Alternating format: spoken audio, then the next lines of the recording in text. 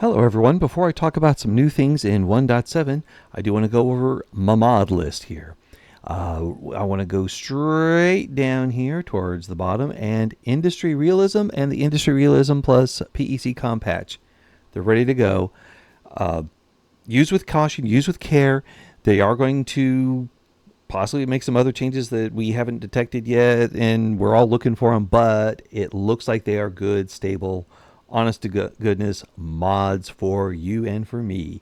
And I'm so happy to see them brought over. These are the two that have really impacted my GUI the most.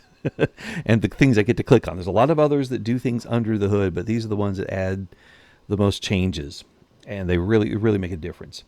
Some other ones I have here are military treaties for militias. That means if you have national militia as your particular army type, USA, you can now form power blocks for defensive treaties, military power blocks. Before you couldn't. And you'd have to try to change all that, and it's crazy. Now you can get into those kinds of blocks if you have national militia. That mod takes care of that. Next is one that fixes Tanzimat. So instead of increasing literacy by 20%, which is what? You increase it to 20%. Oh, that's a shorter jump, yes. And some other things to make it where it's doable. I like that. Investment rights last longer. This is something where in base 1.7, your investment right treaty lasts for 1 year, and then whack, it's over. If something took 27 weeks to build, sorry, you guys are out of luck. They cannot build it. This makes it last for 5 years, so things that take longer to build can be built. I haven't even had that frustration yet. I don't want it. I got the mod, and now I'm happy with it. Some other ones that I have here, I've turned on. This is all in the mod file that I am sharing on my Discord server. If you just go there to the Victoria 3 channel, you'll find it pinned there. I'll always have the most latest one up there. In fact, I just updated it before I did this video. So people on my Discord already have access to it. What? Now, there's one mod, though, that isn't going to be used right now. I will not be using temporarily obsolete for 1.7 profiling-based optimization. And you're wondering, why wouldn't you use it? Well, because it's temporarily obsolete for 1.7. And the reason why is exciting. We take a look at here. He says, after looking at the code for dev diaries, the 1.7 version has taken into consideration all of the issues addressed in this mod and incorporated it into the base game. They even made an acknowledgement to the modder, Brute, for what he did. He changed a lot of the ways that the game checks on things. Instead of like every hour, make it every month. Or that's the general gist. Check fewer times on these things so the game progresses more quickly. That's why 1.7 runs so darn fast. They got these mods in them already. I'm going to keep subscribing to it, though, because once it's ready for 1.7, he will have found new performance optimizations that he could fix, and they'll be in there. And there won't be dealing with populations. I've already got yeet population fragments and hyperaggressive pop merging. Those are already up to date for 1.7. I've got those in. No, this one is for looking at pieces of code and making it where it'll run faster by doing less of a repetitive task. I'm all about that. But now, let's talk about getting into the new style of play for 1.7. All right, we're in the game, and right off the bat, if I'm, say, playing as France, such as I have set up here, one of the first things I want to do is start taking over territory that I know is going to be useful later on. Yeah, like zooming down to South Africa and conquering Zulu or Gaza, and then into Transvaal, into Orange. Take them over, grab them, get the gold. They'll have some uprisings at first, but by 1850, it'll all be cool. Now, though, well, I could try, but now Transvaal has got its independence guaranteed. Orange has its independence guaranteed by none other than the big bad boy, Great Britain. There's a lot of other areas where you think you're going to just dive in and start grabbing, And no, no, no. That's not how we do it anymore. Not with Sphere of Influence, not with 1.7.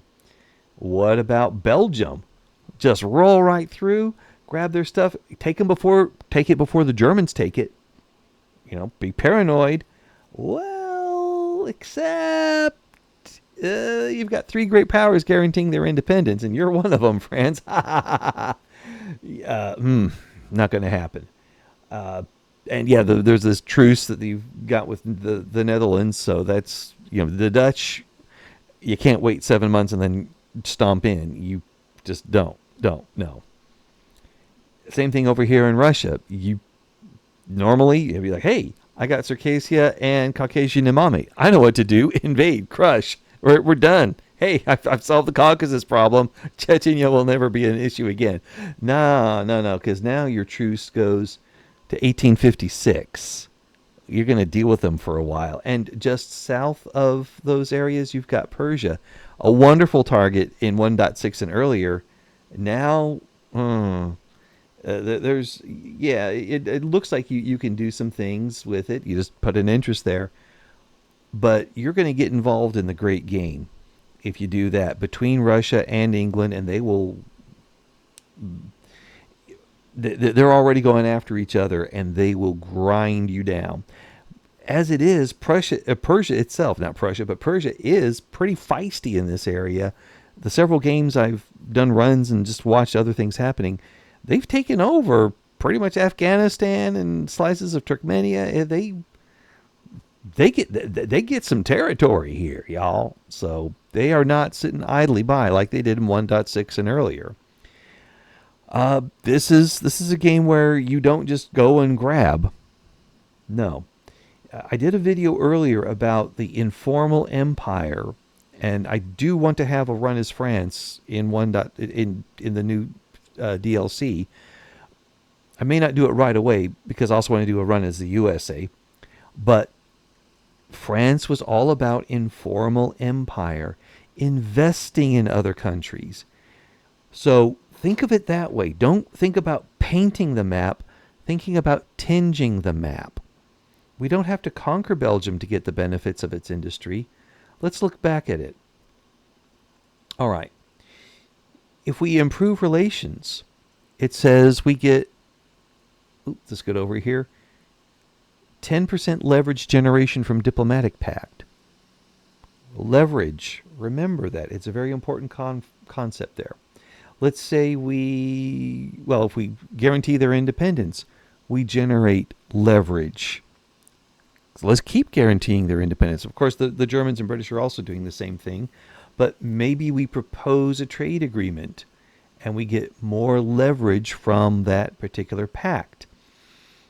It's something that maybe it's some reason why we would give them an obligation. Like, yes, we want this with you. That's a trade agreement. If we begin to bankroll them, more leverage generation. If you get sufficient leverage, and you need a big chunk of it, you can then tell that country, there's a power block you can join, and we'd be happy to have you. You'd be a great fit. And they will willingly come in.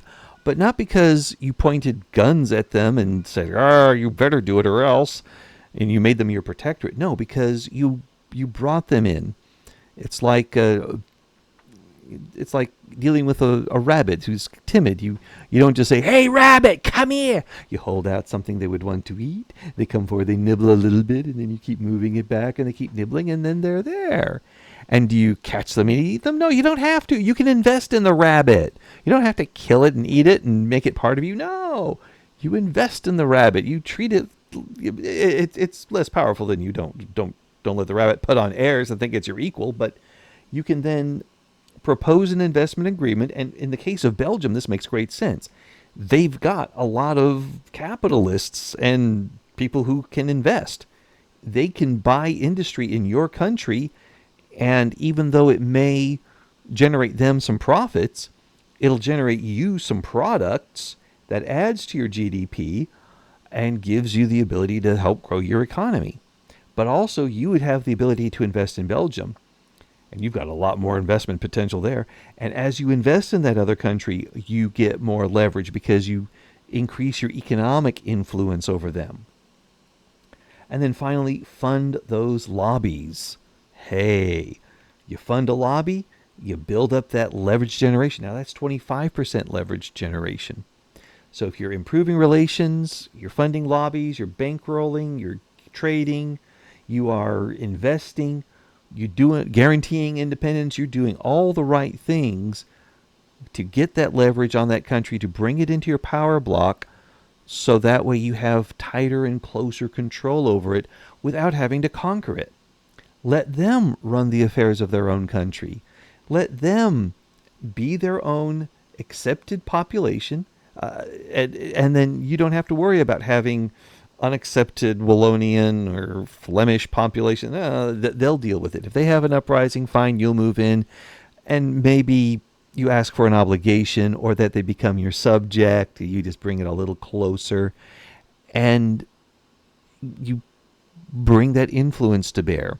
You tint the map bit by bit. You don't just take a paintbrush and change it from red to blue. Let it go through purple, little shades of purple first. And that is the new style of play in Victoria 3. Tint the map. Don't set out invading everything. Make that informal empire. And consider also, there are places in this world where gold is made. If we click on Tyrol, or Tirol, I'm a Texan, I say you click on Tyrol and then you're going to find that they make gold there. And if we click on potentials, not just production, but potentials, you can see everywhere in the world where gold is being made. And maybe you would want to invest in places where gold is being made. Look at all of South America and Mexico. My, lots of precious metals. Don't conquer them. It's not worth it. Invest in them. And when you get those investment contracts, go right for those gold mines. They'll help make you some profit. Yeah. Sure, they'll have gold in their country, but you'll get the dividends. You'll get the industrial benefits off of that. Well, maybe you've got countries that are run by the British or Russians, the more British or the Dutch, and you may have a rivalry or poor relations with them. You don't have to go everywhere. And likewise, when we look at Africa, you're going to want rubber. You could say it could be said for Brazil and East Africa and Indonesia. You're going to want rubber. You're going to want petroleum, he said, looking at the Middle East. The good news is that even in 1836, those nations were seen as desirable trading partners because of other goods that they had. It just happens to be a place where rubber and petroleum will be produced or grown or whatever. So begin cultivating those relationships early on. So when you hit the mid-game and the late game, as those products become available, as the need for those products becomes stronger and stronger, you've got relationships that you can use to bring them into your sphere of influence, into your power block. You don't have to conquer Africa. You can instead form relationships with these African nations, and without firing a shot, they join with you and participate in your economy, and then you extend further and further control over them. That's the way to do it in this Victorian era. Yes, I know the French are going to invade Algeria, and it's a huge cost and blood and treasure for all that. And I think there should be some other mods or fixes or whatever code that take a look at how Africa should be dealt with. It just Africa as a whole needs some better work and attention. To where if you do send a large European army in, it's going to die. Even with cures for malaria, you're still going to die because the pack animals are dropping dead, so you can't really have artillery or cavalry. Because of this is where the tsetse fly lives, and they're gone. And you even though you can combat malaria for your colonial settlements there, you're still having a bunch of other diseases that Europeans fall victim to that result in very high casualty rates. The history was, rather than send in troops to their certain death, send in a smaller number that you could take care of better, more effectively, and then they just order around the local troops what to do. That's what it should be. But again, that's for a later DLC. I think for right now, though, it still makes sense to not send in your armies and navies and other things to take over the area. Instead, make friends with them and bring them in, bring them aboard that way. Yeah, there's tremendous potential here for investment, and that makes that first third of the game all the more important on how you build out your construction sector carefully, especially with the political and economic changes mod. You can't just max out on construction and then build, pause, build, pause, build, pause. No. You have to very carefully build it out so you don't overheat the economy, and that you build out in a sensible way to keep growing the economy, to grow your debt limit to where you can borrow more effectively, structure your economy more effectively, and then by around 1866 or so, is 1870, that's when nations should be ready to enter the world stage and begin taking more charge of other areas, where you're taking your trade agreements and now they're becoming protectorates, that they're in your power block and they've been there for so long. Now a little more control seems like it would make sense. That's what it should be like. So no more conquering at the beginning of the game. Promise me that now. Maybe you still could. Maybe you can find ways you can still do it, but that's not the spirit of the game, and that's certainly not what should be done. Instead, build a power block and expand. What if you're a smaller country? Well, get big and then make your own power block. Just know that every time you form a power block, you're going to make everybody else with one hate you. And be prepared to rebuild your relationship afterward. I hope this helps you out. I hope this gives you ideas and gets you ready to go. I'm going to be doing some more playing later on, but I just wanted to get this out and do that little mod update at first. I hope all your mods work out well for you and that you are able to enjoy the game as much as you can. We'll see you next time. Bye for now.